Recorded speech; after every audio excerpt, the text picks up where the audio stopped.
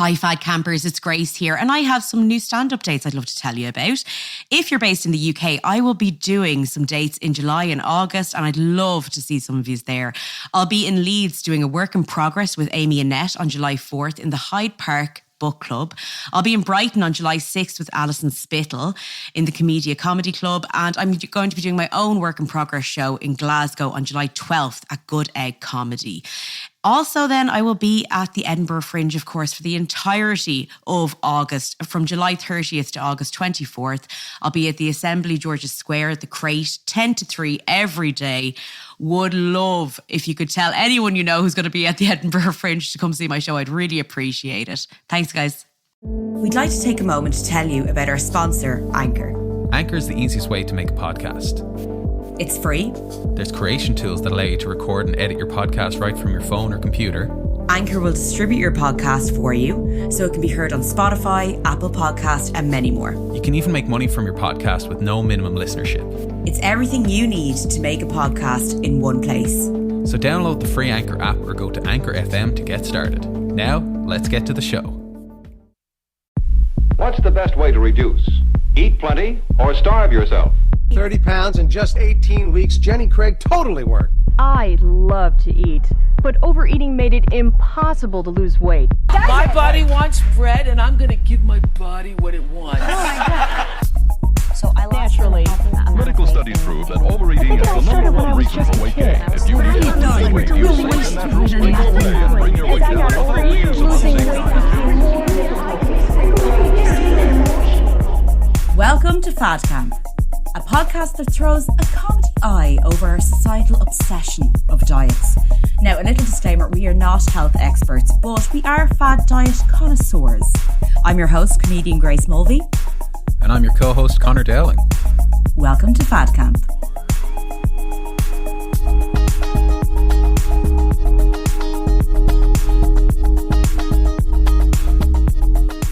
Grace, I am so excited to be with you here today, my wonderful friend and diet confidant.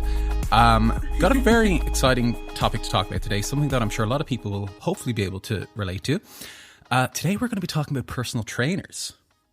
Never heard of them. Never heard of them. Don't want to hear them. Not interested. Don't want to hear about it. Sorry, you're going to have to come up with something else. I don't care what research you've done on this. How about... No, okay. Well, look, the thing about personal trainers is... It's personal this time. Let's get personal with trainers. We're training our lens on personal trainers today. Okay, so obviously a lot of people are going to know a lot about personal trainers, so I'll just give you a very brief introduction to the world of personal trainers, what it is, Yes. what they do, just for anyone who has been living under a rock. And also some people just may have never gone and gotten one or booked one or had the money to do it. You know? And lucky them, they've never had the misfortune of degrading themselves like that. Yeah, so like this is actually a topic that like I've been wanting to talk about for a while. I've been trying to kind of figure out like kind of the best way to do it. So I will tell you two very short stories about my own experience with personal training. Okay. One of them is kind of funny and light, and the other one's a bit more frustrating. Let's say it's not exactly the most like painful, hard-hitting experience of my life, but in researching it, I was getting pretty frustrated. Was it bringing it all back up for you? Absolutely. Kind of like, or reminding you like, oh, this is a bit mad. Yeah. It was. And I think that's something that we've kind of talked about a lot on the show, you know, like that, you know, we're kind of reliving things and it can be quite cathartic, you know, so hopefully it'll be cathartic for us talking about it and, you know, for anyone listening who's had kind of similar experiences or question marks around the world of personal training. I would love if, like, during this episode, you decided to do a workout as you were talking about it to really give the full experience of what it would be like to be personal training. Grace, I've got a treadmill desk. I'm walking. Can you not hear it in the background? Cue sound effect of treadmill. Love you be like, and then he said to me, just like really heavy breathing episode. It's like, Connor, it sounds like you're on an incline at the moment. What's happening with that treadmill? Yeah. Okay, so personal trainers are certified fitness experts who often work one-on-one with clients to achieve specific fitness goals around health, weight loss, and muscle building. I think that's a pretty fair textbook definition of a personal trainer. Personal trainer has the task to give advice, provide clients with constructive criticism, and dig deep into motivation, as the French call it. La motivation. Motivation. Was that a sound effect? That was really convincing. Thank you. For instance, a good personal trainer will encourage you to follow a healthy lifestyle, lifestyle, like a healthy Frankenstein. For instance, a good personal trainer will encourage you to follow a healthy lifestyle, carry drink bottles with you, and stay hydrated. Now, that's drink as in water, not drink as in the type of drink Grace likes. Yeah. I bring a bottle of vodka to my personal training sessions. If I got to talk about a bench crunch press sit up, it's what was prescribed to me by the expert. Yeah, I like the way that they have three things, and one of them is bring a drink bottle, but also stay hydrated. Like I was like, could we maybe just put that into one thing? The golden rules of personal training are: stay hydrated, carry water with you at all times, and drink the water. The three commandments of personal training: hold a bottle of water, drink a bottle of water, and stay hydrated. Thou shalt not go dry. Thou shalt not let thy mouth drieth uppeth. Okay, sorry, go on. You're telling me. They might also, oh God, here we go. They might also recommend various drink options. There's a lot around drink.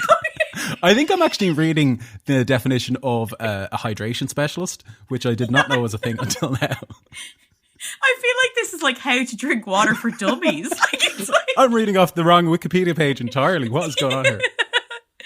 Okay, sorry, yes. And they will also prescribe how much water to consume, which is a totally different thing. Things like this will not only boost your fitness results, but also improve your overall health, along with that balanced diet and exercise regime. Yes. They pride themselves on customizing workouts and eating plans to each specific person, right? Yes, yeah. That is often the claim they make. And I see you drinking your water there. That is very good personal training technique. Thank you. Personal training in the form of coaches and with athletes and the military drill instructor style have been around for centuries, right? You know, like as long as there's been athletes, there's been some sort of coach or personal trainer. But the modern idea of a PT or a personal trainer, most of us have in our minds, started actually in the late 1900s, the 20th century, which most of us were born in. Showing our age, right?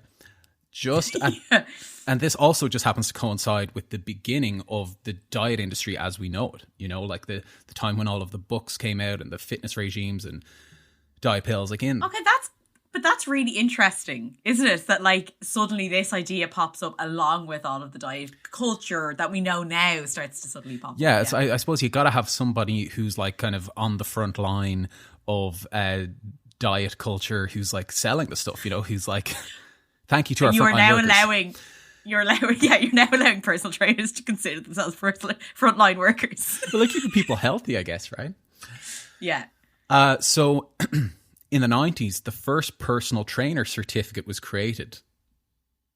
Oh, and wow. It was in not, the 1990s. It was not necessary until then to be certified to become a personal trainer. Isn't that interesting? You are joking. 1990s was when you... That is insane. No, the 1190s. No, sorry, the 1990s. Yeah. Yeah. With the Battle of the Boyne came the personal trainer certification. That is very recent, though. That's like 30 years ago. It really is. You know what I mean? Like, kind of explains the explosion of it kind of in our lifetime. Like, you know, basically when we were kids... was when you had to be like certified to be a personal trainer. Like I definitely remember my sister having a personal trainer. She would have been that bit older than me when I was kind of growing up. Yeah. And then of course when we were getting, you know, into our teens and the years where you're kind of allowed to have a personal trainer. I don't think you can have a personal trainer before the age of 18. That's probably kind of when it was like at its like peak, you know. And since then, I guess in the past 10 to 15 years, it has really skyrocketed, you know. Can I just say that means, this is just an interesting thing that's come to my head, is that like Richard Simmons, who kind of, he would have come up in like the 80s, really? Wouldn't have had any certification. And Jane Fonda, when she came out with those like real like aerobic exercise videos, I wonder if she had to be certified. Those are just, it's interesting that like, you know what I mean? I wonder the popularity of that. Yeah. I wonder if that kind of brought in also certification, because suddenly these exercise videos became like explosions for at-home workouts. Their certifications, and I say this like, you know, with the tiniest bit of humor, is their certification was their charisma. You know what I mean? Their celebrity, their persona, Yeah. that they could basically come on TV, do a workout. You know, Jane Fonda's already a celebrity. Richard Simmons has the most amazing story, and his career was born out of an eating disorder that nearly killed him. There's this fantastic podcast called Finding Richard Simmons, and it's have you heard it? Highly recommend. Insane. It is brilliant. If you haven't listened to it, And there's an audio clip of don't stop listening to this. Yes, Listen please. to this Yes, first, put then it go on the listen. queue right after this, because we got some good stuff here. And Richard Simmons may be making an appearance later on. Oh shit! Now I'm going to have to do my Richard Simmons impression.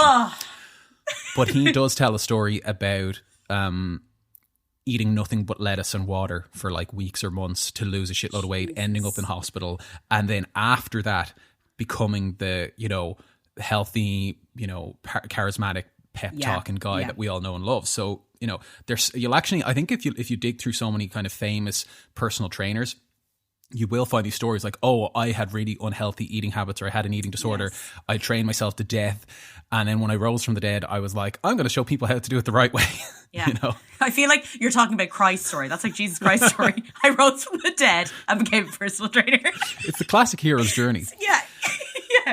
So interesting, my next point was by the 1980s, personal trainers were actually making millions of doll hairs. Selling home exercise videos, and by the noughties, personal trainers started to become more affiliated with products like protein powders, supplements, and other various health potions. So that's just the noughties. And then kind of after that, we have our social media, which is bringing in this whole like kind of DIY personal trainer influencer, you know, which is kind of a whole other podcast, because that's like such a massive thing to tackle, you know. The fitfluencer and the influencer has just gymfluencer, all that sort of stuff. It's going to be its own episode, but it is such a phenomenon now. It's insane. It is. And actually, you just reminded me, a friend of mine was working for a gym, and they tried to get a gymfluencer to train in their gym, to try to give them like a free session in their gym, so they would, you know, post. Really? This is the thing that people do. This particular gymfluencer wanted 30 grand to make this appearance. So I'll come to your gym, I'll work out, or maybe one of your PTs will work with me and we'll do, you know, toss some massive truck tires around or shake some ropes or whatever. Yeah. Or I'll do some twerking.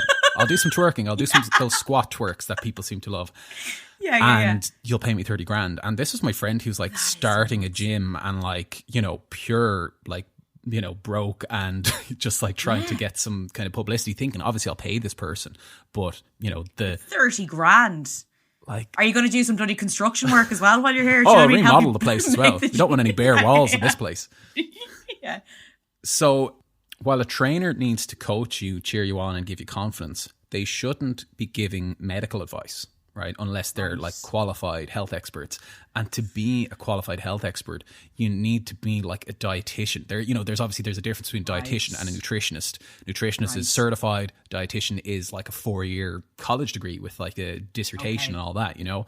God, I didn't know that. Sorry. That's and if you meet a dietitian and accidentally call them a nutritionist, they will correct you very quickly. You know, they'll say, no, a nutritionist is certified kind of, you know, you could do an online course, you can do a weekend training or whatever. I don't know how long it is to become a nutritionist, but dietitian's like, those scumbags? No, I'm not a nutritionist. Well, there's a genuine kind of like, you know, problem with people feeling like getting lumped in with those. So, so a personal trainer usually is not a dietitian. Sometimes they are. Sometimes they have also done that. But they are not qualified to give you medical advice. They can... And can I just say one thing before? That's really interesting, because I've seen a lot of personal trainers say personal trainer / nutritionist. Sure. So it's interesting to really get down the definition between a dietitian and nutritionist. I think actually the fact that a lot of personal trainers will say nutritionist, you would think, oh, they're a dietitian. Well, absolutely. Do you know what I mean? As in, the average person goes, nutritionist, dietitianist, same thing, right? But a dietitianist is a doctor. Pretty much, you know what I mean. It's if I could be wrong, but I'm pretty sure a dietitian is like it's like one step away from like doing a PhD or something like that, you know. So it's you've got a serious qualification there. Not that I'm particularly on board with most dietitians, you know, like our guru and friend Christy Harrison of the Anti-Diet. She is famously an anti-diet dietitian, so she would have qualified as a dietitian, done all of the training, and then realized, hang on, this is one size fits all kind of like health advice isn't exactly the best thing for everybody. Yes, yeah. Just to say again, The Anti-Diet is a great book. Please if read you it. can get a read of it, do. It's fantastic. Anyway, sorry, continue. Becoming a certified personal trainer, certified, can take anywhere from 9 months to a year, right? So there is work involved in it. But if you go into Google and say become a personal trainer, there is a course in Ireland that is a 15-week part-time course, and you can become a personal trainer. Yeah. So I'm not trying to devalue the work that would go into a course like that, because we've all done courses that are 3 weeks, 15 weeks, and there's a lot of work in them. Yeah. But it just goes to show how simple the training can be for such an important thing. You know, like you're dealing with people's health. Though you're not a health expert, though you're not meant to give health advice or give medical diagnoses or anything like that, you are dealing with the fragility of somebody's health and life, really. Yeah. God, that's so interesting. 15 weeks. Like, do you know when you hear about in the States where the police like have like a 3-month training course and you're like, that might be part of the problem that they're having over there. I feel like this is a bit like that where I'm like, I kind of want a personal trainer to go through a bit more training, if I'm personally honest with you. You know what I mean? Like if I heard that it was 15 weeks, I'd be like, okay, well, you know, it's taken me 32 years to try and become a fully adult woman. That's exactly the point that I've kind of been thinking about. You know, we're talking about a 15-week or even a 9-month training course to try to fix or cure or assist somebody who has a 32-year or a 30-year or whatever lifetime worth of health issues or behaviors around food and exercise. Yeah. So that just gives us a little bit of a background on the world of personal trainers. Okay, a couple of little factoids in there for you. So obviously, like I said at the start, this is something that I've experienced. Again, like we often say in our shows, you know, this is our personal experience. You know, so I'm sure there are people out there who have had great experiences with personal trainers who would say, "Oh, this personal trainer saved my life." I'm sure there are personal trainers out there who are great people who are not trying to take advantage of anybody, who are, you know, who do care about making people fitter and healthier. That being said, dun dun dun. Oh, we've got loads of room for sound effects. I'm here to destroy all of y'all. I say as I twirl my lockdown mustache. Yeah.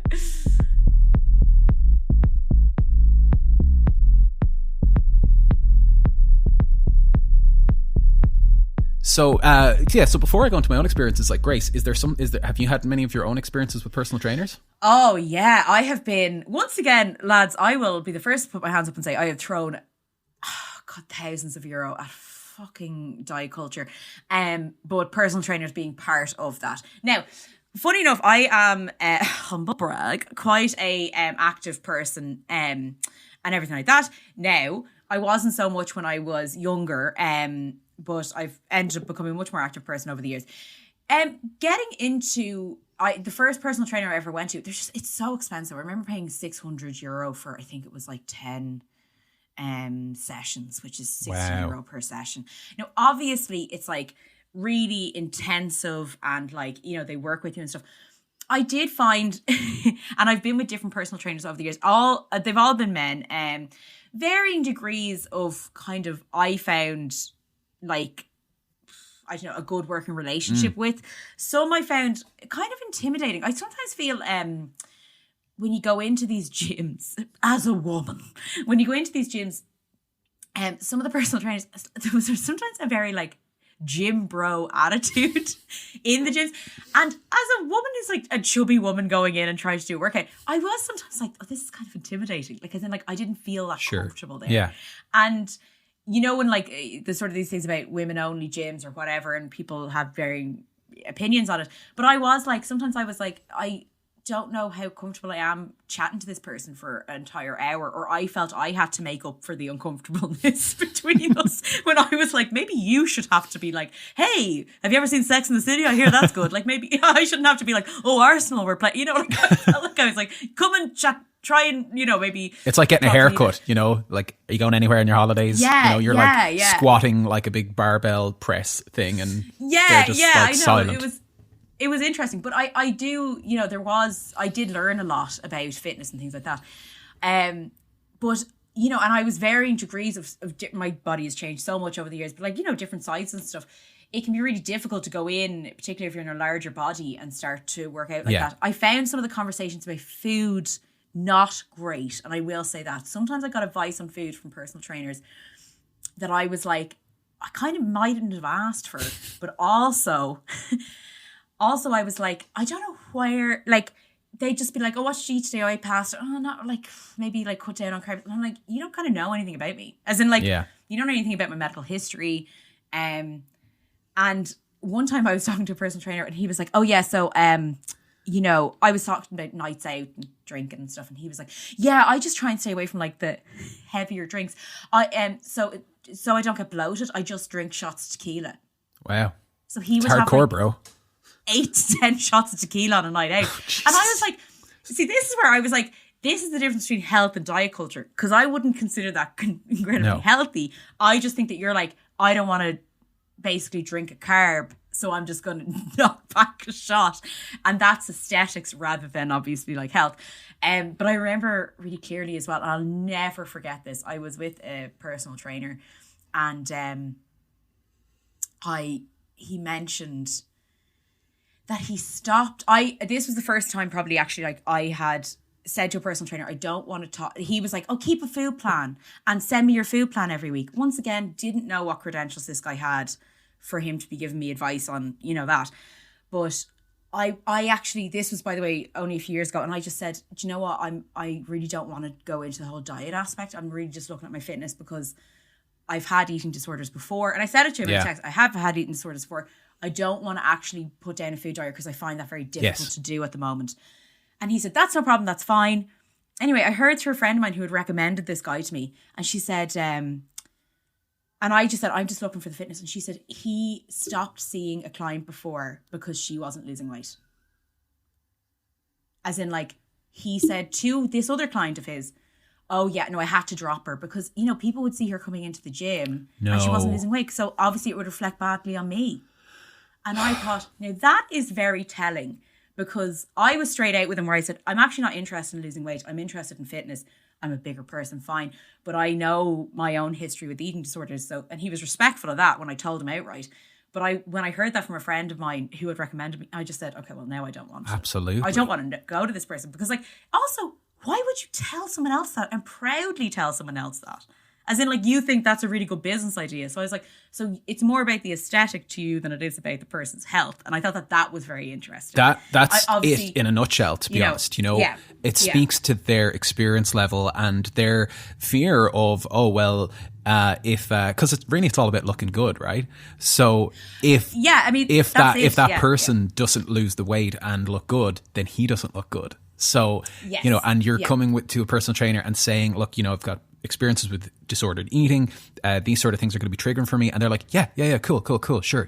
Yeah, no problem. That's good. That's fine. That's totally fine. You're like, okay, cool. And then when you start training with them, it's one size fits all because that's what they have been taught how to do in their course. Yeah, it is interesting because like every single time I would go to a personal trainer, I don't know, by the way, some of them were got on great with them, but never stayed too long. You know what I mean? I never stayed too long, but like one was just really expensive. But I did find that a lot of it was aimed at, okay, so you'll lose weight, blah, blah. When it's like, maybe we can alter the way that we look at this. Like, does it have to always be like losing weight or like this? By the way, there's one thing I find really interesting. There's like personal trainers for like brides. Okay. Like, oh, get the dress. Like what way you want to look on your wedding day. Totally. You know what I mean? That's just really interesting to me where, you know what I mean? Like I was like, God, that's such a tailored thing. It's a specific thing. There's a market for it. It's absolutely. a very specific thing.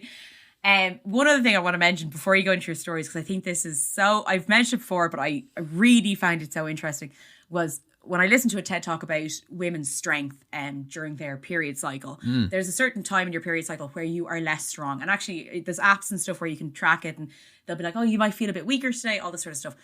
There's quite a big gap of percentage of if you're like, I think it's a week before your period or something, during a certain phase, the lateral phase or something, where you're physically weaker, right? Yeah, this reminds me of our CrossFit episode where we discovered the personal best and the period best. Yes, the period best. I'm at my period best all the time. No, but like I found it interesting that I found this out from a TED talk, and I was like, I've gone to a lot of personal trainers and never once as a personal trainer And I'm not saying that they have to be like, hey, you bleeding today? Like, they just have to. But What's like, your flow for them like, to bro? go-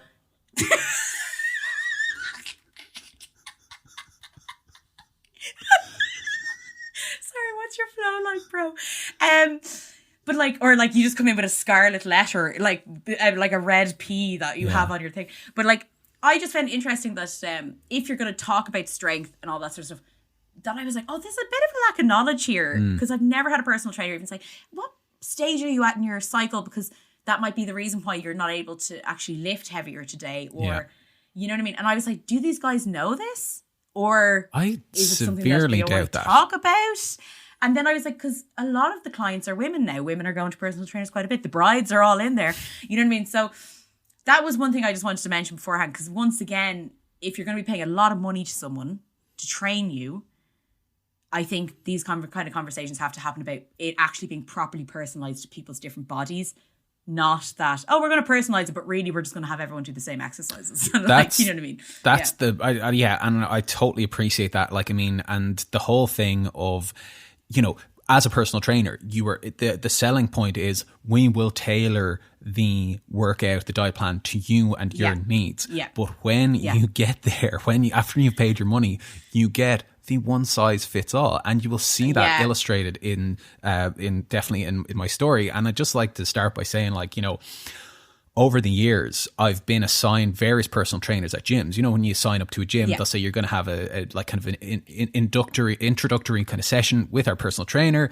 And then you can decide whether you want to kind of stay with them throughout, or you can just go at your own pace. And I've had both of those experiences. You know, I've signed up because I've signed up and quit enough gyms in my life to like have a variety of experiences. Listen, Connor, you're not alone in this. Everyone has done that. We've all done the introduction to a gym about, I'd say, a dozen times in our lives. And it's so painful. Every time we're like, so this is an exercise bike. Okay, I've never, interesting, okay. Oh, you walk on a treadmill. That's amazing. Like, it actually, people don't talk about how awkward that introduction to a gym so awkward. is. With like someone whose life is fitness is just standing there and just doing their absolute best not to judge the shit out. How could they not be judging the shit out of us? How could they? I love the thought of them. Hey, you see that dumbbell? Yeah, pick it up. You dumb fuck. Pick it up. Now put it down. Now pick it up again. There.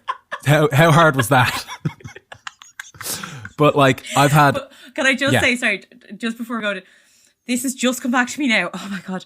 I one time Flashbacks. had to do a gym introduction with a guy I had kissed before. Oh, cringe-tastic. Like, as in, like he was like one of my first kisses as a teenager. He was the gym instructor. He had to take down my weight. You lift like you kiss. Come on, what's going on here? You lift like a kiss, soft and tender. You call that a kiss? I mean, you call that a lift? This is an inappropriate relationship, I'm sure, is what he said. When he had to put down my weight, I thought, I want to die. Oh, this is the lowest point in any person's life. You got to put that in your pilot, right? Like, I have to. Yeah. That's the pilot, bro. That's the opening What's your flow, shot. Bro? Flow Bro is going to be the name of the pilot. Anyway, please go on. Flow Bros. That's the gym. That's the period conscious gym run by men who are very, very sensitive to women's issues. I look forward to the Daily Mail doing an absolute attack article on that gym. Like, I mean, so in all of these kind of various meetings and one-on-one sessions I've had, you know, there are enough stories in there to kind of just make you cringe your pants off. But for this episode, I want to share one that's kind of painful and personal. And it's about the most recent and final time I have ever or will ever work with a personal trainer. Breathing in, breathing out. I'm ready. Let's go. Yeah. But like the biggest thing I noticed over the years in gyms with personal trainers was if you ever missed an appointment or lost your drive or just stopped going, they'd never call or text or check in to see if you were like still alive or interested in keeping your fitness. Do you know what I mean? Like I think that when the first time that happened to me, I think was a bit of a kind of like moment of like, oh, it's not that idea of they've got my back and they're going to like motivate me. And I'm obviously not trying to put all the responsibility on them, but I think that kind of helped me see behind the curtain of like, oh, it's not what you think it is from all of the stuff that you might see on like TV. And it is, I have to say, like TV has really really sold you that Yes. personal trainers are invested in your fitness journey and health journey, but from shows like The Biggest Loser or, you know what I mean, My 600-Pound Life, like all of these shows, which Yes. will do another, they're going to have Totally. their own episode, trust me. But it is, and also I have to say, personal trainers sell themselves that way. Yeah. Like 24/7 support. Yeah. Oh, we'll be there for you, blah, blah, blah. And like, realistically, how true is that? Now, I'm sure there are ones Yeah. out there that are like that, but it is sold like all across the board that all personal trainers are going to be like that. And often when you see someone's transformation journey on social media, it will be accompanied by, oh, I owe it all to this personal trainer. They were with me and pushing me the whole way. So then you're kind of like, okay, well, I guess this is what works, like, you know. And I did say I'll never use a personal trainer again, but if I ever get to be like cast in like a Marvel movie or something like that, and I have like the support of like, you know, Kumail Nanjiani training for the next Marvel movie and a team of people being paid to make you stick to the plan, then maybe I might, get in on that. But before I get to the main story, I wanted to share a funny little encounter I had with a personal trainer that just to break the ice. This was a couple of years ago. I was working in an office building in the city centre, and this guy opened up like a CrossFit type gym on one of the floors in the building. And I used to always pass by, I'd say hi to him and stuff like that. And I got chatting to him one day and told him I was interested in like getting into shape, and I was curious about his gym. So we sat down, like in fairness, we sat down for like about 45 minutes in his gym on a couple of stools, just two bros talking it out. And Get on with the flow, bro. Yeah, and he was telling me about how much he thought he could help me, and I was like really into it. And I was like, you know, like spouting all of this like, you know, motivational, like kind of like diet stuff that I had been kind of like into at the time. So we really hit it off. And I told him, you know, I was like self-employed and like just getting started, so I was like wasn't earning very much. So I was a bit concerned that I wouldn't be able to afford what he was offering. Right. But he was really nice, like really nice guy, and really passionate about it, helping me. So he said he could do a deal for me. And I remember the moment where he was like, yeah, and he took out a notebook and he started like scribbling down the notebook, like, you know, because he was like taking my personal situation and my like broke ass like self-employed life into account. And what he pitched was €100 a session, 3 sessions a week. Oh my God. But to be fair, if I wanted, I could do 5 sessions a week for €75 each. Right? Sorry, that sound that I just came out with. I've never heard of it that expensive. It's crazy, right? Apart from like Jennifer Aniston style stuff. Do you know what I mean? Like I was in the headspace of like, you know, like 3, like, so that's like, if I did 3 sessions a week at €100 a week. Yeah. That, to me, that was like a gym membership for the year. 300 quid for the year. Do you know what I mean? And still not an easy kind of amount of money to part with when you're like, you know, self-employed and starting your own business, all that. So I said I'd think about it. I thanked him and left, and I probably felt pretty kind of like defeated because we had such a great chat, and you know, there was just no way, you know, spoiler alert, there was no way I was going to be able to afford this, so it kind of just wasn't going to happen, right? So the next day, did he think like your second name was like Murdoch or Rockefeller? Yeah, he saw me and he's like, oh, he was like, he thought I owned the building. You're like, welcome to my building, and he's like, yeah, you're €100. If only he could have seen my office at the time. It was like an abandoned building I was using to write in. It was such a weird time in my life. I'll tell you about it another time. But so the next day, I met my mom in town for coffee nearby the office. Yeah. And when we were leaving, she was like, "Oh, let me treat you to like a little cake, you know, to take away, like bring back to the office or whatever." And I was like, "Oh no, I simply mustn't. I must not have a cake. You know, I must be good." Yeah. Okay, go on. Okay, fine. Let's make it happen. Just a quick one. So I went for the dirtiest and most delicious dessert known to man. Oh my God. The coffee slice. Oh, you know what I'm talking about. Oh, yeah. You know what I'm talking about. I love it. Like the absolute like messiest pastry cream flying everywhere. It's buttercream. You can taste the particles of sugar. Your pupils dilate when you first bite into it, right? So I was like, I'm going to bring this back to the office later, right? So then, I think you might know where this is going, right? Then me and my mom, we went to like a nearby ATM, and while I was waiting for her to get money out of the ATM, I started feeling a little bit peckish. You know, I started feeling a little, you know, like I might have this like, you know, see what this coffee slice is all about. So I figured I'd take a little bite of that coffee slice while I wait for mom to get out cash. So I'm standing on the street corner off like Dame Street, and I launched that coffee slice into my mouth, right? And you know when you bite down on a coffee slice, like cream just blasts out the sides and gives you like a Joker kind of like, thing on your face. And your nose pokes into like the sticky coffee icing on top. Like it's just such an explosion of senses. It's a carnival of experience. By the way, to anyone who doesn't know what it is, it's like two like pastries with a lifetime supply of whipped cream. Like 2 inches of cream in the middle and like coffee icing on the top, right? So it went everywhere. Well, Grace, at that exact moment that my teeth connected with the coffee slice, Grace, the exact moment. Oh, stop. The personal trainer walks out of the bank makes eye contact with me as I'm like, teeth right into the thing. There was a moment where we both just like stared at each other while I was like face deep in coffee slice. And then he just moved on without saying anything. I'd love if he moved on. You went, that'll be 200 per session now. And we never spoke of it again. We never saw each other again.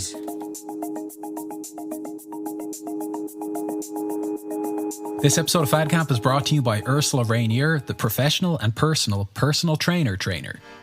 Hi, I'm Ursula Rainier, the professional and personal trainer.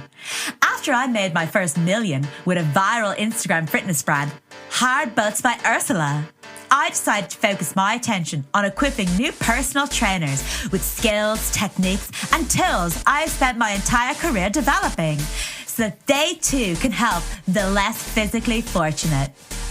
A hard butt for all was my mission statement when I first began all those years ago. And so far, the results have been staggering. Just hear what some of my personal trainer clients have to say. Ever since I was a kid, I wanted 2 things: to be in great shape and to share that dream with others by helping them get the butt they deserve.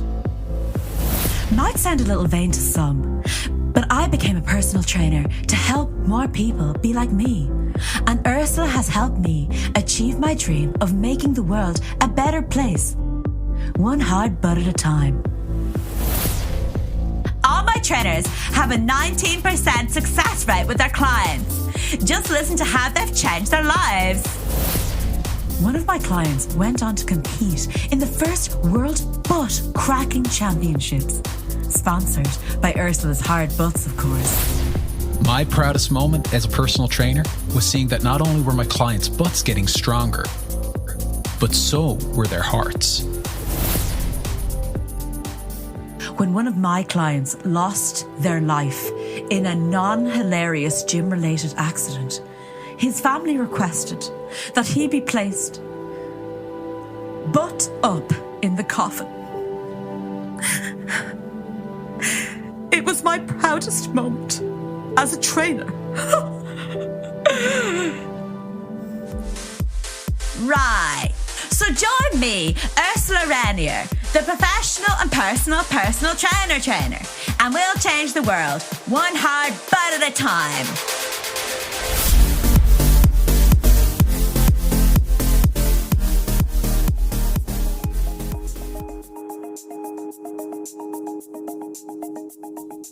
So in 2019, I hit a bit of a low point in my physical and mental health, and was like, look, this is it. I've been in this situation so many times before. I'm just like so fed up with seeing the scales constantly rising. Can't control my food intake. Can't control my weight gain. Can't motivate myself to exercise. I think I need like a physical trainer, like, with a meal plan, etc., and support who could help me. Like a serious one, not a gym appointed, like, meet you for a session and then never see them again. I want someone who's going to be like, on my back and like really like, help me. Right. So then I found myself where many moments of fad diet start. I found myself on social media and Beautiful. An influencer type person who I follow and who I like, and who I respect, shared their own transformation story. Now, they hadn't lost a lot of weight, but they had gone from being kind of, well, what they called, quote unquote, skinny fat. Have you heard of this expression? Oh, this is like a person who is like a thin person, basically. A thin person, but not toned and muscly and ripped, right? So they are, quote unquote, skinny fat, right? Okay. So they said they were skinny fat and they weren't eating very well and they weren't exercising, and they started working with this personal trainer who helped them lose fat, put on muscle, get into the best shape of their life, and supported them like with 24/7 support, like every step of the way, right? And again, like I said, this is an influencer person who I respected. This is not some like random look at the great holiday I'm having, look at the great lifestyle I have. This is someone who I was like, oh shit, no, like they like mean a lot to me, you know, and they still do, you know. Yeah. I mean, as much as a like online personality can, like, you know, like a, I mean, you know, now that I think about it, I don't really give a shit about them, you know, but like, you know what, actually fuck that person. Oh, that is so funny. So, of course, there was a link and I looked up this trainer, and he does this whole online transformation package deal, right? Right. So this person's based in the UK. They're not, you know, on the ground in Ireland. You don't have any like real life one-on-one sessions. This was before the days of like, you know, Zoom being like, you know, commonplace. But he makes a fully customized specific workout and food plan for each individual client. So like, it's all about your needs. It's like what you need. It's what matters. There's a questionnaire to begin with. You fill out all of your like, you know, experience and all of that. It's all remote, as I say, and you never meet in person, but you have 24/7 contact for any questions, motivation and accountability. No question is too stupid, right? Right. He gives you all the advice and instruction you need to get to where you want to be, right? So I looked at his website and I looked at some of the testimonials on his site, and, you know, lots of men, lots of women who'd used his services. But the main thing I noticed was that none of his clients looked like me. You know, none of his clients had a lot of extra weight and fat to lose. So I was like, you know, they were all people who were, quote unquote, the expression I hate, skinny fat. And they had gone from being skinny fat to being like fitness models, basically, you know, or like some version of that. And I was like, oh, that doesn't really kind of like work for me. So I'll contact him, you know, and I'll ask him and I'll say, look, this is what I noticed. This is my situation. Have you got any experience with clients like me? And like, what's the success rate like? And he got back to me and he seemed real nice. And he was like, I've worked with individuals over 300 pounds and have had very good results with coaching them through a calorie deficit and training regime. The more weight you have, the greater the opportunity for fantastic weight loss and progress. So I see it as a positive in that it means the results we achieve will be even more impressive. Mm-hmm. Okay. Interesting that you haven't used any of these people in your testimonials. That is interesting. Isn't it interesting? So he offers an 8-week program. On his website, it's the price is slashed, so there's like a discount on it. It's like it's normally £250, which is about 280 to €300, right? For an 8-week plan, transformation, your customized meal plan, customized food plan, and your constant support. So I go, okay, look, you know what? I'm stretching the budget a little bit, but like, you know, I'm serious about this, so let's do it, right? Yeah. And this will be a great kind of foundation for me, because then I'll have the meal plan to continue on with. I'll have the workout plan to continue on with. Yeah. And can I just say, isn't it very interesting that a lot of people will be like, I don't have the money, but they'll find it for these diets. Mm-hmm. You will always be like, well, you know what? I'll just go without a lot just so I can get on. Because you think I have to give up everything so I can have this ideal body that's in my head. Do you know what I mean? Like, you're willing to spend for it. Like, So I said to him, I'd like to get started. And let's go ahead with the purchase. Let's do this. Yeah. And he goes, I would advise we begin with a 16-week coaching block. 8 weeks is far too rushed for us to really build the sustainable long-term habits we need. And also, given our starting point, i.e. my weight, we have longer to work together. All the best transformations on the site are in the 14 to 16 week mark. So if you can, this would be ideal for us to begin with. Now, in fairness, he said, if you can. Right. Yeah. He said, but he's immediately upselling. And also, very interesting that it's like 8-week course. Oh, but actually all the testimonials I put in my account, they're all kind of from the 16-week one. Yeah. Do you know what I mean? Yeah. So I get back to him and I say, so regarding the 14 to 16 weeks, I know what you mean, though I'm not sure I can afford that length of training. What does it cost for that? And he gets back and says, the 16-week package I would offer a 10% discount on, so it would come to £360, which is about €400. I know it is an investment, but long term... Oh, ding, ding, ding. The word investment. Love it. Yeah. But long term, this is a small price to pay for the habits we are going to form. And significant changes we are going to make to your physique. So his whole thing on his website is, there's an FAQ and it says, do I need a gym membership? And it says no. I can create home workouts with whatever equipment you have available to you. And if you don't have any equipment, then bodyweight workouts and calisthenics are also possible. So I was like, great, because I definitely don't have gym money membership on top of this like training program. Yeah. This will be enough. Yeah.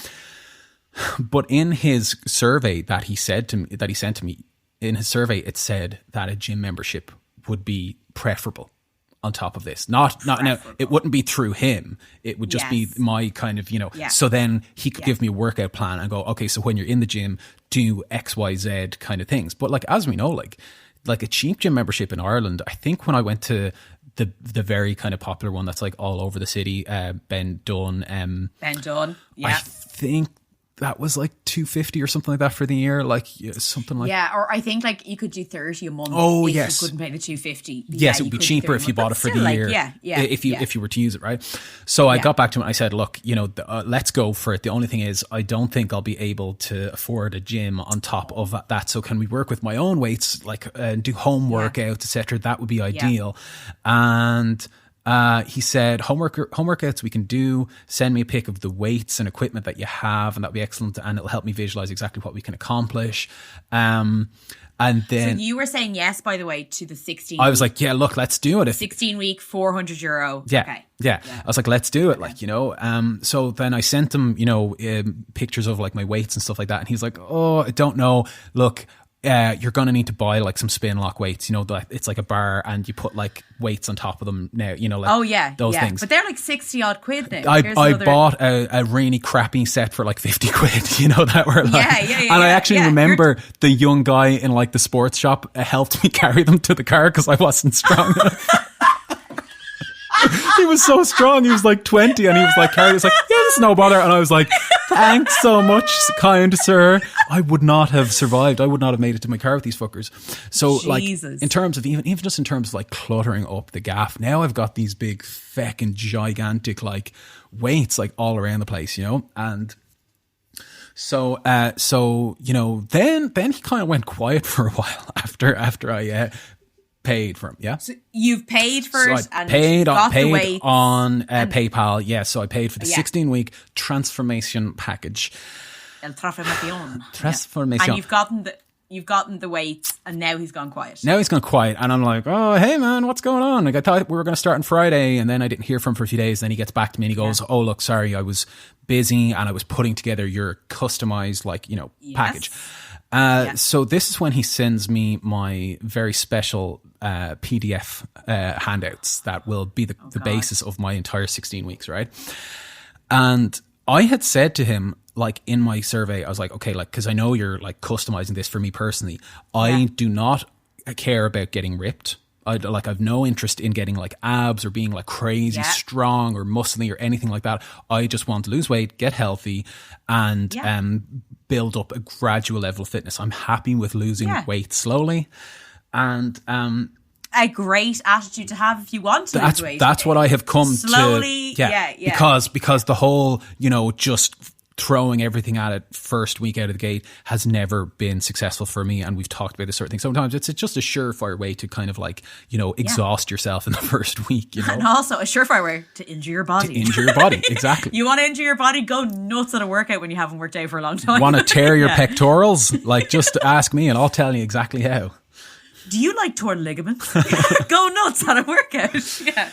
So I open this PDF.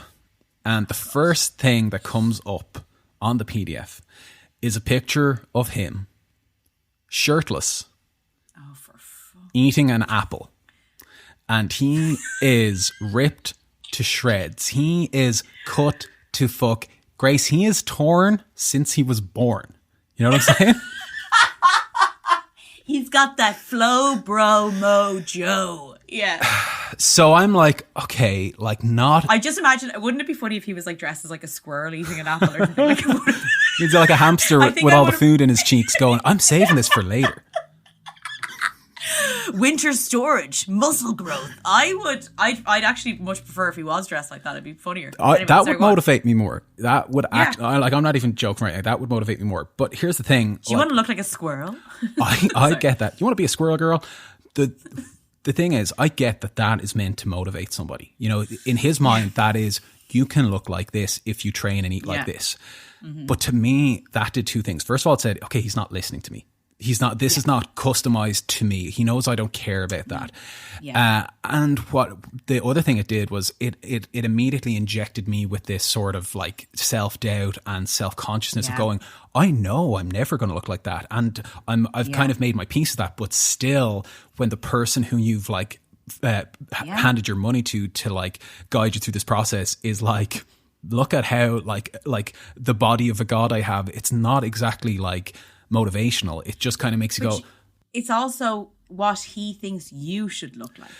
Exactly. And that's where the doubt comes in. Yeah. You are looking at that and going, so I've told you as a customer what I'm looking for. And actually what you're looking for is kind of what the opposite of what diet culture has taught us. Is in you're like, I kind of know my own body. And what I'm looking for is, I'm looking to lose a bit of weight, but I'm also looking to do it in a time that I know would suit my body. But yeah, he's basically showing you a picture and going, this is what I think you should look like. It is wrong for him to do that. Like, in my opinion, it is absolutely wrong for him to do that. And also, you're once again, and I will say this to personal trainers, you are dealing with people who are coming to you having an issue with their own body. Yeah. Like, even in any other way that you want to look at it, whether it's stronger, so they're having an issue with their body and they're going, I want to improve this issue. So that's an image issue they have with themselves. Be delicate with it. Don't be like, great, so you want to look like me? Fantastic. I'm not going to listen to you. You want to look like me? Of course you do. Listen, I'm delighted that if your personal trainer's out there and loves the way they look, I think you should love the way you look. But like, I think you should also listen to the person that you're dealing with and also take a bit of responsibility with the fact that you are dealing with people's bodies. And they are really important things to be dealing with. So take the responsibility on. Sorry, but exactly. Anyway, so like, I mean, you know, even like with all of that being said and the minor kind of discomfort I experienced when I saw this, like, you know, totally hot pic, bro, I kind of just went, you know, okay, look, fair enough. That's his thing. That's grand. Scroll down. You know, the document itself was like uninspiring and not the best formatted. It looked like someone who knows more about lifting weight than formatting a Word document had, like, you know, had a go at this. By the way, personal trainers, because I have experienced this as well, hire an IT person to just format stuff and you could input the information. Pay for it instead of getting a template off Google Docs that you don't know how to use, because it's horrible to deal with.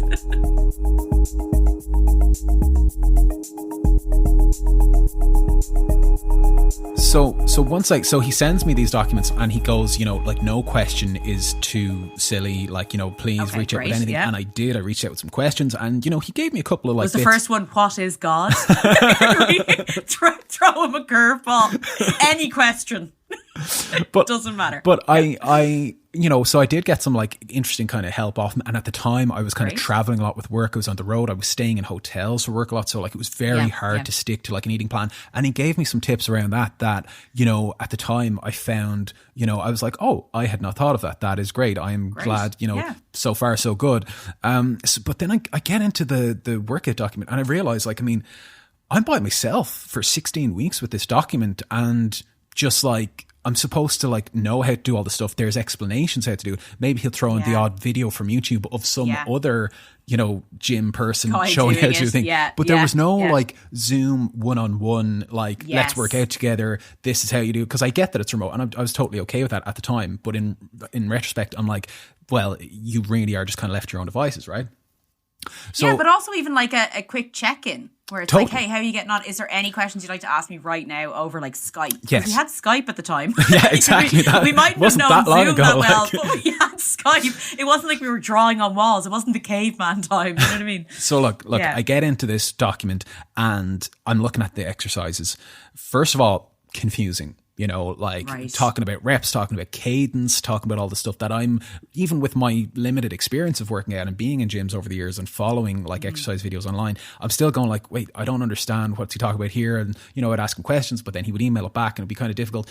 But not only was it like that, it was also insane. It was like an hour of weightlifting every day. 5 days a week, an hour of weightlifting. And then he recommended to do like a 30 to 45 minute cardio session every other day. Oh my God. On top of your weights. Oh my God. So you're taking from week 1. 5 hours of like weight training and then like maybe 2 or 3 days of cardio, 35 to 45 minutes. Yes, from week 1. Holy God. And not only that, but I had said to him in my survey, I said, look, I'll struggle a bit with the cardio because at the start of the year, I went all guns blazing into the gym and I went on a treadmill thinking I was going to train for a marathon. And within a week, I had like destroyed my knees and they still hadn't, like literally like whatever it was, 6, 7, 8 months later, they still hadn't like healed. So I had said all that to him. And yet here he is going, go for a 30 to 45 minute run every day. Not even building up to it with walking, not even in increments, just like go for it. Yeah. Yeah, and this gets me so much. We talked about it a bit in the CrossFit episode or even the episode of working out at home.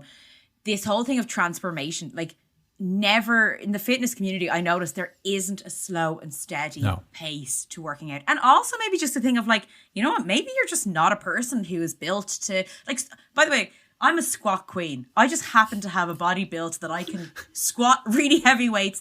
Isn't that great for me? Push-ups, good luck. Sure. I'm trying, but I don't know if I'll ever have an upper body strength that can do it. That's just the way I am. It's the way I'm built. Some women are going to be able to like do pull-ups out of nowhere. Like, it's so weird to me that the fitness community seems to be like, guns blazing, let's go, doesn't matter, no excuses. And yet you're even saying like a tailored plan. Is it really tailored? You obviously copy and pasted this, not looking at the survey at all. And handed it to you. Yeah. Exactly. Yeah. So, you know, all of that being said, I was like, look, I'm in this to, you know, commit to it. I've made the investment, you know, I'm serious about this. Let's fucking do it. Yeah. So I went on the food plan. Food plan was kind of generic, was kind of fine. It was fine. It was fine for me. There was nothing extreme. It was kind of, you know, protein, low carb, lots of vegetables, all that sort of thing. But there wasn't anything that was like overly kind of problematic, like, you know, just the average kind of like, you know, diet that you would get on pretty much every kind of like regime that you could almost like look up online and they'll give you as in like, you know what I mean? Totally. Like, and he also, but like to be fair, or not even to be fair, but like to point out, like he did have that kind of like gym bro, like chef experience, you know, of like very simplistic kind of like, you know, like food combinations and all that, but whatever about that, right? So that wasn't really the big problem for me. About 2 days in, I felt that kind of slump and I started feeling like shit. Like I felt depressed and down and like I just couldn't do it. Like we're talking so early on. And I remember lying on the floor in this very room after a workout, you know, like you're like out of breath. You've done all of your workouts and all that. And I was like lying on the floor and I was there for a while and I was just kind of thinking about everything. And I had a bit of an epiphany, you know, and of course this is all before either of us read like the anti-diet or started talking about we didn't know that diet culture was a thing. So this is, you know, so we were kind of like, or I was anyway, on this kind of process of self-discovery and understanding things about myself. So I actually, it's great that I have all this on email because I kind of, I can just recall like, you know, what happened. You know? So I emailed him and I said, you know, I sent him this email and this is the part that I want to share is like, I said to him, I have to say, weirdly, on the second day, I felt like absolute shit, like really low mood and anxious and couldn't face the thought of working out, but didn't falter on the food at all. It felt like that the third and fourth day too.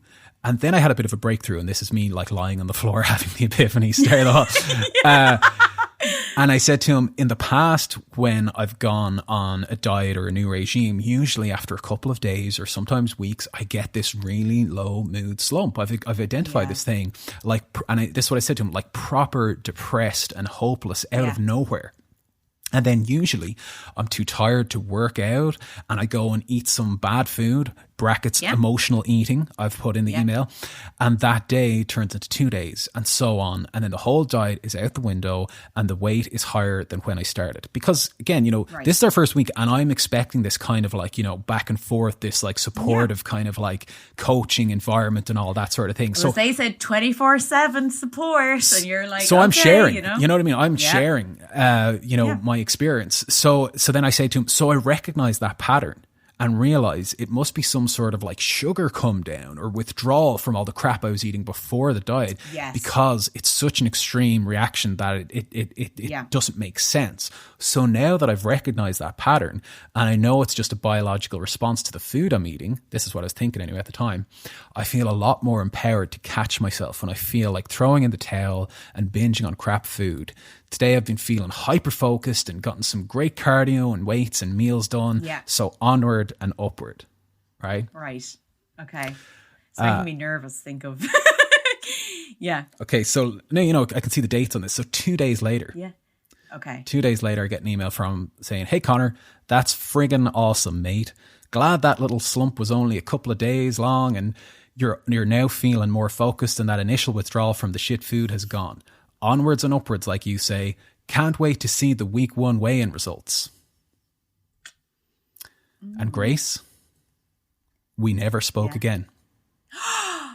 What? That was it. What? Are you joking? That was it. So what? So what happened then? Like what like, you know, So did you... I went about my days of... That was such a generic response, by the way, from me. I know. And you would, like, in all fairness, really did pour your heart out there in terms of, like, you were properly honest. Like, I think more honest than a lot of people are with their personal trainers. Yeah. Because, by the way, like, when personal trainers ask you how your week's been, it's been mostly like, oh, like, okay. When actually you could have been like, yeah, well, like, you know, my dog died and then blah, blah, blah. Like, and you're like, actually, I had all these emotions and I find it really difficult on these. But, like, you don't want to say that because you want to, sometimes you want to you want to impress your personal trainer, which is such a weird thing. It can be a weird dynamic where You don't want to show your vulnerability. You want them to think you're doing great, even if you're not. Or you don't want to admit when you're like, actually, I find this kind of hard to follow, or I'm not really enjoying it. Which you should, by the way. You should actually enjoy your diet and exercise. Just FYI.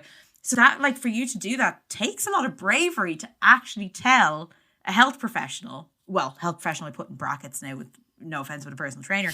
But, like, you know what I mean? You're being like, well, I'm going to be perfectly honest here. I've paid the money. Let's go. And he's just come back with this really generic response. Yeah, absolutely. And I think I was starting to sense his level of interest and his level of, like, ability to commit. Because even if, you know... You sound like a woman dating in her 30s, by the way, right now. I can sense his level of willingness to commit. Sorry, go on. But, like, you know...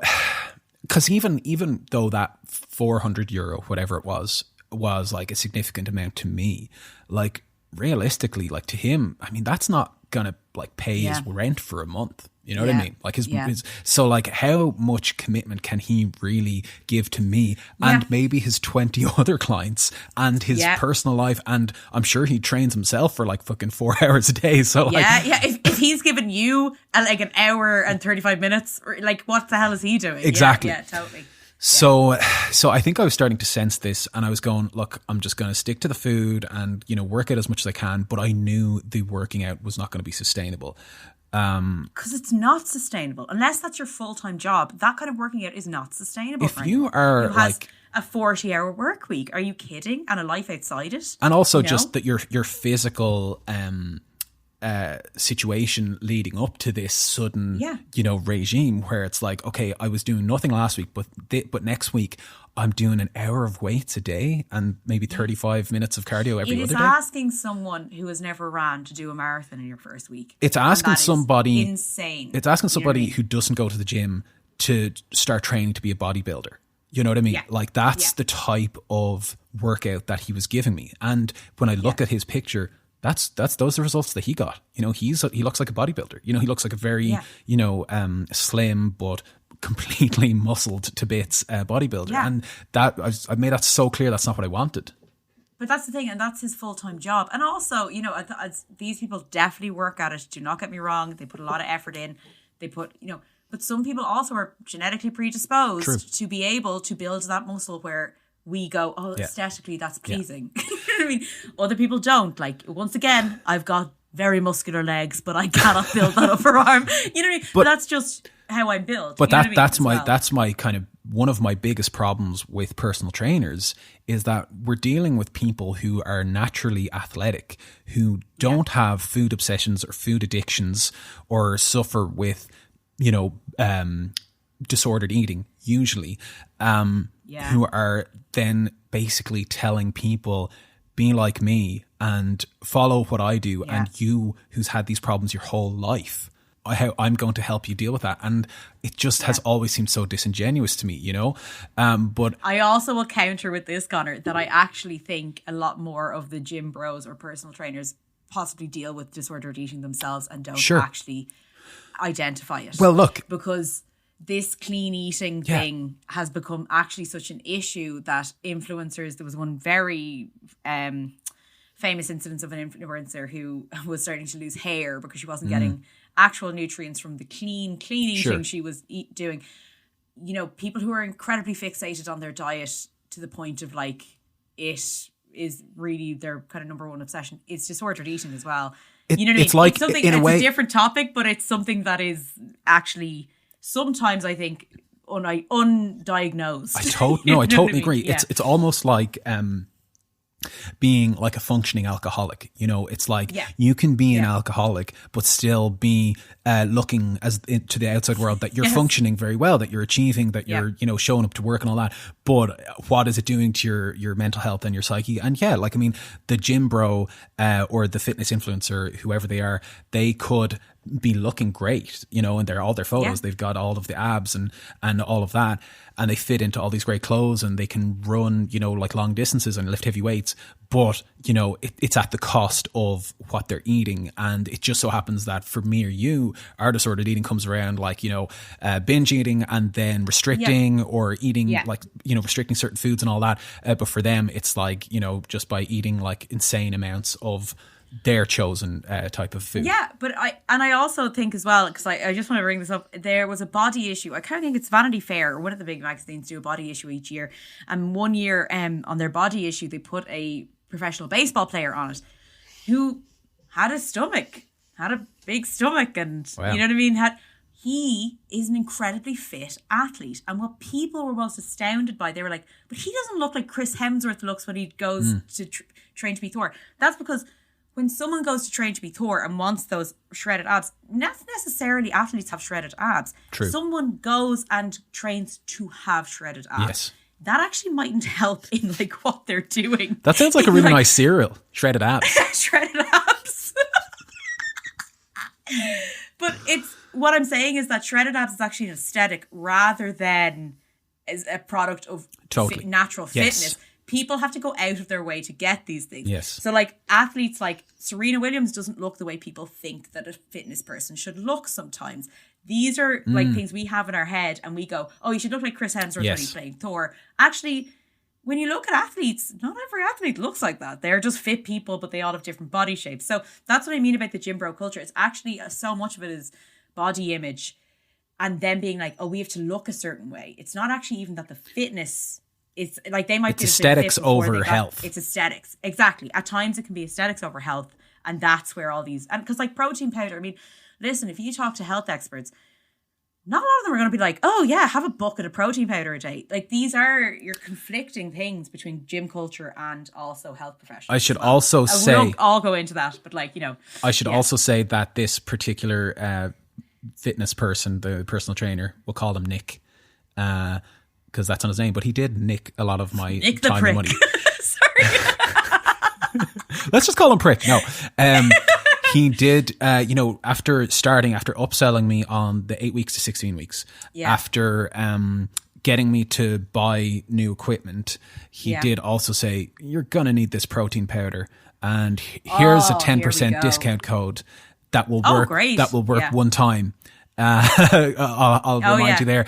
And he gets a cut of that discount. Because he's one of their influencers. Yeah. He's one of their brand ambassadors, as I would have seen on his Instagram after doing the obligatory internet stalk. So like I said, things kind of ended very abruptly. And personally, when we had that last email exchange, I was not expecting that this is the last time we talk. I was expecting we're in this for 16 weeks. This is going to bring us up to Christmas, and then I'm going to rock up in Christmas looking amazing and, keep it up after that. But part of me did feel like, I bet he's never going to email me back. I bet if I don't message him that I will never hear back from him. Yeah. And, you know, he there was meant to be these weekly like weigh-ins and check-ins and all that sort of stuff. The week after Never we started, never happened. Grace, it never fucking happened. Oh my god. And you could say, Connor, you could have emailed him yourself and followed him up. Oh, I'm sorry, but like you spent 400 euros. This man, no, it is his job. He is offering a service and not providing it.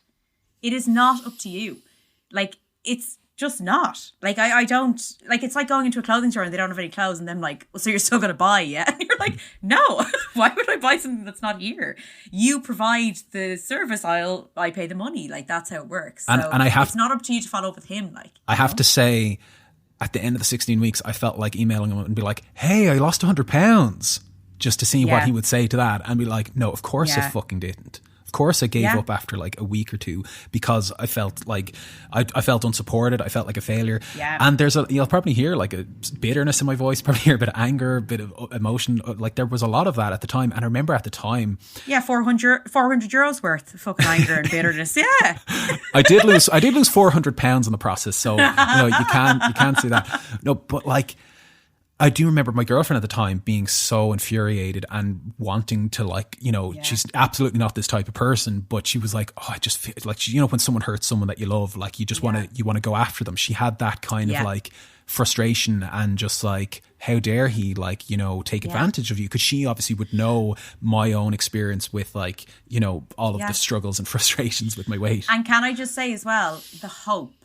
Yeah. And this is what, like, seeing someone you love, because I think it's really hard as well, people who love people who have bad body images or like, you know, or live in bigger bodies and like they see the mental struggle it can take to like yourself and love yourself and accept, you know, all this. When they see you being taken advantage of and being given false hope by a person who's like, I'm gonna be there to help you through all of it, and I'm gonna blah, and then you throw money at it, you invest in it, and then suddenly they disappear. That is not okay. It is. I'm angry. Yeah. I'm pissed off. I'm 400 euros worth of anger and bitterness right now because I think they just go, oh well, I sent them the link. I sent them the PDF. If I got paid 400 quid for every time I sent a bloody PDF, I'd be a millionaire. I send PDFs all the fucking time. And by the way, once again to personal trainers, I format them bloody correctly too. Do you know what I mean? Like, Connor, like I'm so sad that this happened to you, and I'm so sorry because I think as well, what can happen to a lot of people in diet culture who take part in it, we all do, is that you invest in it, you get hope, blah, blah, blah. And then when a lot of them, by the way, which are set up to fail, like 95% of diets are, if not all of them, you feel like you were the one who failed. Even still today, you failed. Even still today, You know what I mean? having said all of this, as much as I, you know, blame him and like I'm annoyed at him, there is definitely a voice in my head going, oh, but I could have tried harder. You know what I mean? I could have like, you know, kept at it, but I do have that kind of maturity and understanding now that maybe I didn't have back then, that I can go like, that was wrong for me. He was wrong for what he did. And you know, I see a lot of kind of immaturity and uncertainty in him for going like, I'm this like fit guy and I gotta help people be fit. And there's a naivety to it. You know what I mean? There is kind of like, and I'd say, like I said before, once he gets that money and goes, okay, well, throw that at my rent, and then go, oh shit, now I have to like, you know, be at this person's beck and call for 16 weeks. That's just not sustainable. You know what I mean? And that's it's not sustainable, and it's not sustainable when you multiply one person by 20. Which exactly. Is what you probably have to make money. Yeah. So he probably needs to also have a group of personal trainers he's working with. Maybe he had so many people going that he forgot about me. You know what I mean? Like he very well could have just been like, oh fuck yeah, that guy Connor, I really wanted to help him and I forgot about him. But that's not okay. But then either. by the end of the 16 weeks, he should have given you the refund, because the tailored, and I'm using quotes, food plan, the tailored, once again quotes, diet plan or like workout plan was not tailored. You know what I mean? No. It's a bit of a scam. And like, yeah, I'm just sorry you went through it. And like, fair play to you for being so honest with them in the first email as well. It's not like you weren't, you put it all out there. You know what I mean? And you went in the first email and went, this is how I'm feeling, this is how I'm finding it. And he comes back with a generic email and you never hear from him again. That's totally wrong. It's a scam. And what's really upsetting is the fitness world isn't regulated. No. We've seen it with diet products as well. You know, the slim tea, which basically just like makes people piss a lot and get rid of anything. But like, it isn't regulated. There's so many scams out there. And because of the way diet culture is set up, we are all designed to dislike our bodies for people to be able to come in and make money off it. Come in and make money off your insecurities. That's what it's all about. So I'm just sorry that you went through that. That's crap. No, thanks for saying But that. I think you're beautiful. Thanks, Grace. And you know what? I think I am as well. And that's not an easy thing for me to say. And it's taken me this long to be able to be that bit more comfortable with my body, be that more patient with my own weight loss. Because even though I'm not at my ideal weight now, I am on a very your happy weight, as I like mindful, to call it. yes, I'm on a very mindful and gradual journey there. And I know that this extreme kind of thinking is not meant for me or you or our listeners who have experienced similar things in their lives. It's I would go as far as to say that extreme way of thinking of diet culture is not meant for anyone. I don't know who is out there who is like, I am the ideal body. This has worked out for me. Living on baby food and carrots has led to an extremely happy life. But yeah, do you know, one other thing I want to mention, just because I think you brought up the whole transformation thing, and I just want people to keep this in their minds whenever they do see transformation photos online, because I'm hoping people realize that they're bullshit. I was once asked to be a transformation photo for Motivation, the diet plan. Oh, wow. Oh my God. Yeah. So I was their star pupil. I'd lost a lot of weight. When they called me, right, I was going through a week. I'd had a really bad week. It's a very restrictive diet. Yeah. I was uncontrollable binge eating because I just couldn't handle how restricted I'd been for so long. I was in my bed. I swear to God, I had been in my room for about 3 days eating chocolate. I got a phone call from their PR team. We'd like you to be one of our like transformation photos for our website. And at that moment, I thought, now this is funny. This is a funny moment because I look back and I go, oh, it's all bullshit. Yeah. Because I would have been a transformation photo talk, and I never did it. Yeah. But I would have been the one being like, I lost 4 stone and I've never been happier. Yeah. It was one of the most miserable times of my life. And meanwhile, some unsuspecting person like yourself is seeing that photo of Grace's transformation and going, oh my God, I could have the same results as her in just as many weeks for as little as however much money. Like, Grace, when you talk about motivation, you remind me of Leah Remini talking about how she escaped the Church of Scientology. This is, by the way, not the first time we've linked Motivation with Scientology. Where is Shelley Miscavige? That's what I want to know. Also, Shelley Miscavige was also in Motivation. Haven't seen her since. Anyway, that was amazing, Connor. Fair play. Like, it really was great to hear all those stories. Like, but that really is such I think an experience that a lot of people listening will have had, where they've been promised a lot. It's almost like a politician. I feel like some of these trainers promise the world, and then when you pay the money, they're like, or they get elected, all right, see you later, bye-bye. You know what I mean? So I think a lot of people will be able to identify. I know I have as well, like identify with that over-promising and then under providing, really, like, you know. Thanks so much. And I do really appreciate that. And the last thing I will say is, look, I am fully ready to say, maybe I'm wrong about personal trainers. Maybe I just had a bad experience with 1 or 2 bros. And I'm ready to be proven wrong. So if any legitimate health experts out there hear this and want to clear the name of personal trainers, then I will fully accept a free lifetime personal training package that respects my experience, physical and mental health. Free of charge, of course. So all I have to say is, come at me, bros. Come at me.